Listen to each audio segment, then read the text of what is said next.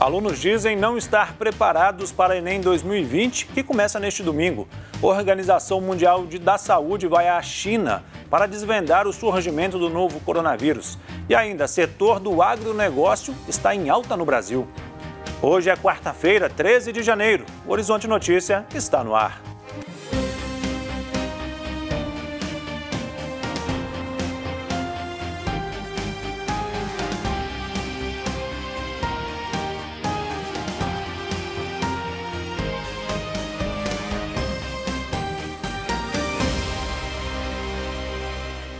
Olá, o Exame Nacional do Ensino Médio 2020 vai começar a ser aplicado neste domingo, dia 17 de janeiro.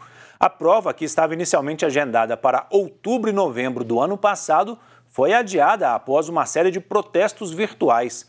Mas estudantes de todo o Brasil ainda estão insatisfeitos com a decisão do Ministério da Educação e receosos com o resultado do exame. A Lívia vai prestar o Enem em busca de uma tão sonhada vaga no curso de Medicina. Mas para ela, as aulas remotas e toda a mudança na rotina podem interferir no resultado do exame. No início do ano, presencial, eu estava fazendo a escola e o cursinho.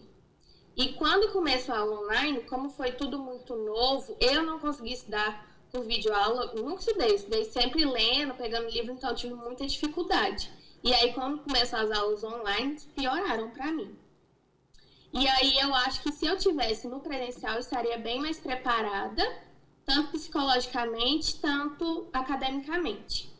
E eu acho também, como tá tudo muito assim, lá no dia, vai ser muito diferente, por causa da pandemia, acho que isso pode preocupar, influencia nosso psicológico.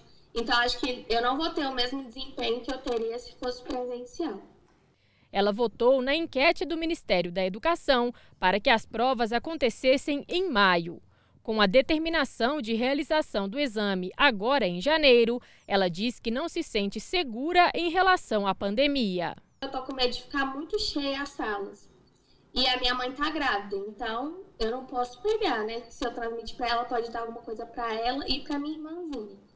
Então eu tô bastante preocupada, sim. E acho que isso tudo vai interferir no nosso psicológico.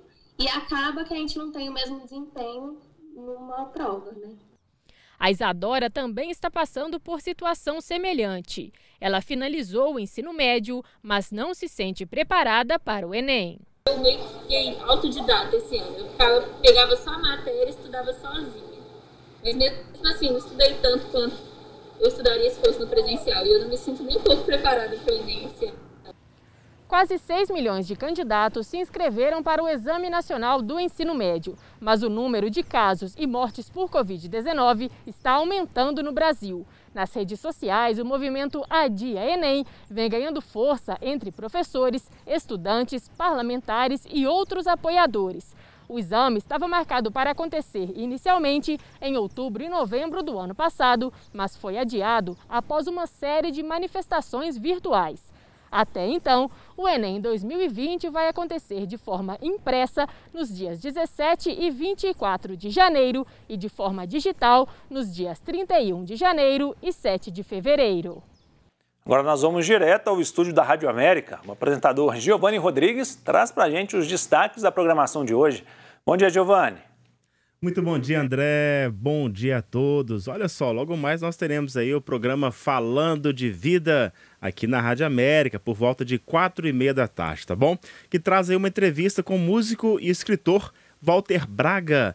Ele vai falar sobre o lançamento do seu livro de poemas, né, que falam aí sobre Minas Gerais, intitulado aí Barragens e Rejeitos, logo mais às 4h30 da tarde, com a jornalista Lina Freire. Você não pode perder, tá bom?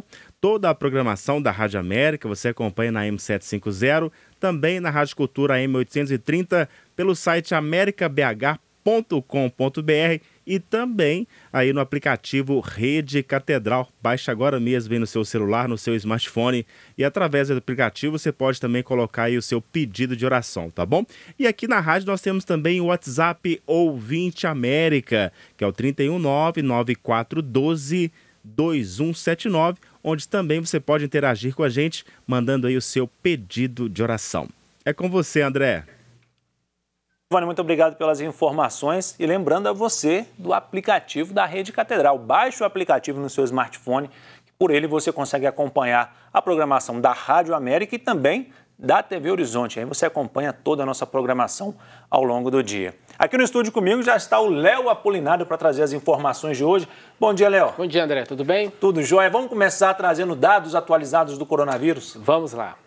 Belo Horizonte registrou mais 6 mortes pela Covid-19 nas últimas 24 horas. Agora o total de óbitos chega a 1.962. 1.023 novos casos foram confirmados nas últimas 24 horas, totalizando 71.246 pessoas infectadas. A taxa de transmissão por infectado está em 1,05%, a taxa de ocupação de leitos de UTI está em 86,2% e a taxa de ocupação de leitos de enfermaria está em 63,1%. Fazendo uma conta, André, a Prefeitura abriu 40 novos leitos de UTI e era para esses números já ter passado os 90%, né? Então, esses números mantiveram de UTI de 86 por conta desses novos leitos. Isso. É muito preocupante a situação. E ontem foi anunciado a questão da vacina da Coronavac, né? Os números agradaram, preocuparam?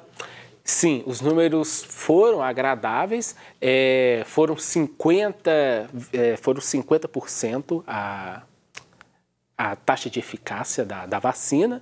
E o pessoal aí da saúde estão dizendo que para ter uma imunização coletiva, imunização de rebanho, André, é bom que mais de 90% da população possa se vacinar para a gente ficar mais tranquilo. Se a eficácia fosse maior, 60%, 70%, 80%, aí seria ideal que 70% da população, 60% tomasse a vacina, que aí sim nós já íamos ter uma imunização melhor.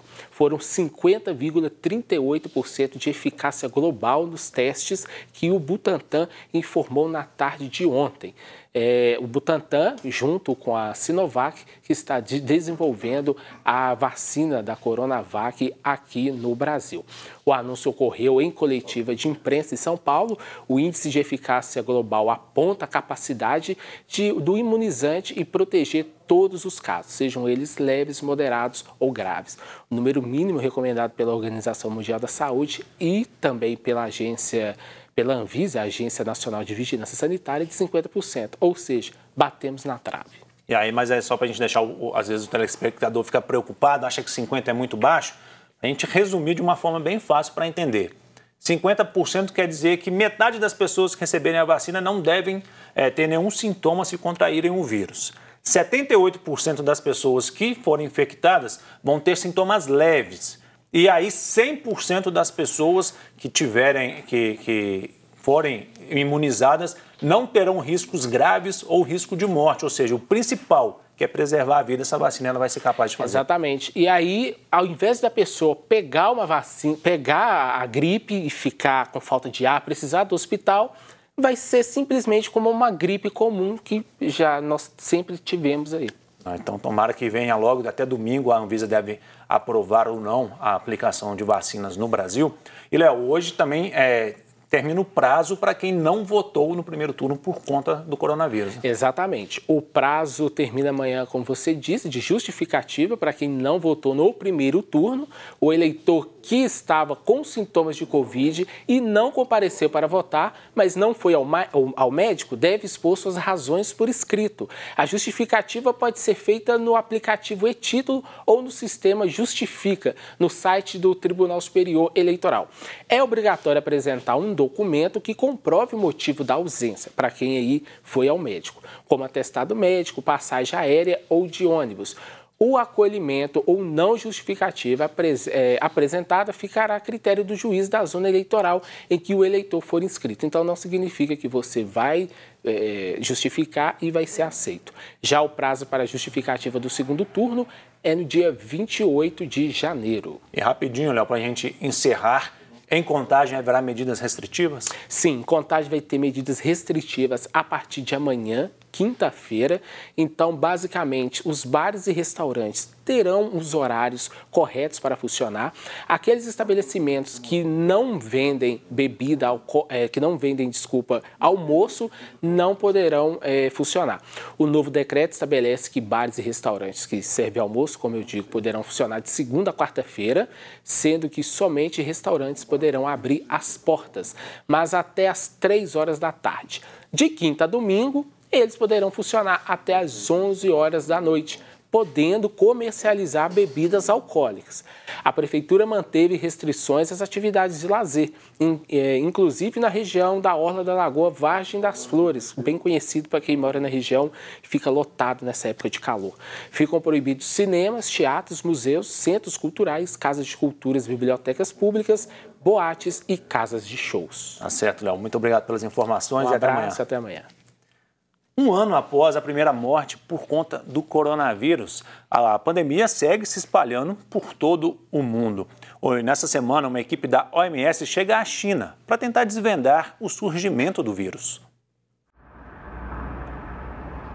O mercado de Wuhan, apontado como o primeiro grande foco do novo coronavírus, segue fechado um ano após a primeira morte confirmada pela doença. Uma equipe de especialistas da Organização Mundial da Saúde chegará à China nesta semana para iniciar a investigação sobre a origem do coronavírus.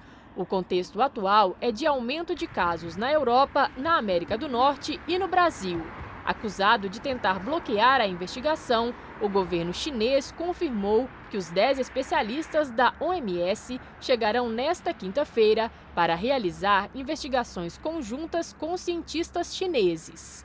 A missão de investigação na China é altamente esperada no nível político, já que o custo humano e econômico da pandemia gerou raiva e frustração em todo o mundo.